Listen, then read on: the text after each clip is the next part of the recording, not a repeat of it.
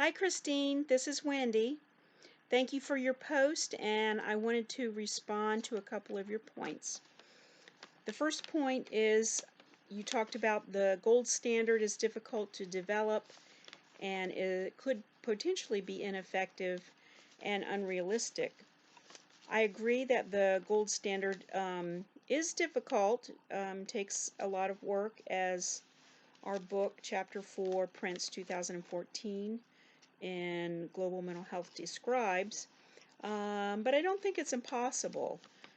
And I think one of the keys is I agree that symptoms can be very different when you look at them, but if you take the gold standard as being based on the validity of an assessment measure, and that measure is developed within the culture, as discussed in Prince 2014, Chapter 4, and there is research that has been, the book describes research that has been done within the culture, defined actually or confirmed symptoms by the culture.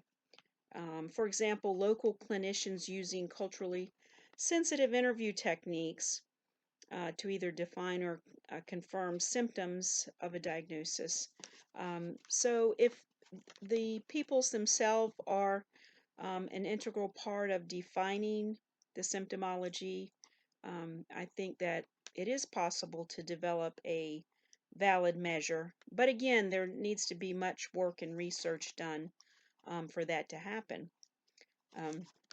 The second point you make that I really wanted to respond to is the importance of not only understanding an individual's culture, their background, taking things on a case-by-case basis. Um, I think that is very critical, and that talks about, really multiculturalism, valuing other people's culture. Um, one of the problems, I wanted to address the potential problems too. One of the problems is that not everyone or all countries really value multiculturalism. I think generally things have moved that way, but I think this can still be an issue. And I really like the definition Professor Barry defined in the 2014 YouTube video we watched for class.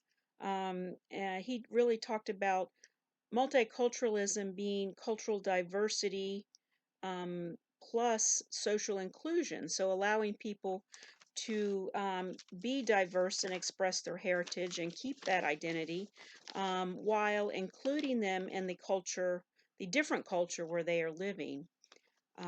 So I think that needs to be a high value.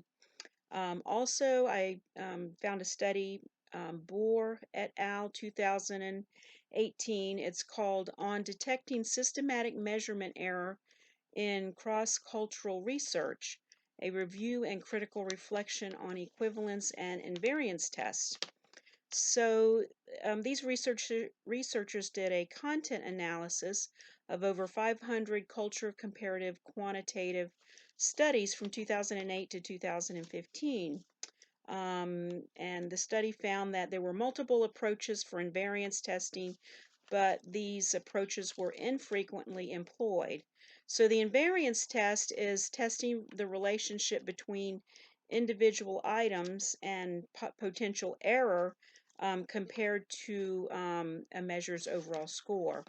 So really, to have a gold standard, those doing the research and testing must really value and use gold standard ideals and honesty, and make every effort to get rid of bias and error.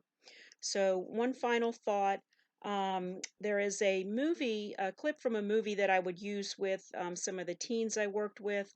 It's called The Legend of Bagger Vance. It was a movie made in 2000 with Matt Damon and Will Smith, who was a character kind of like an angelic being, came to help Matt Damon, who was a golfer, who was very immature.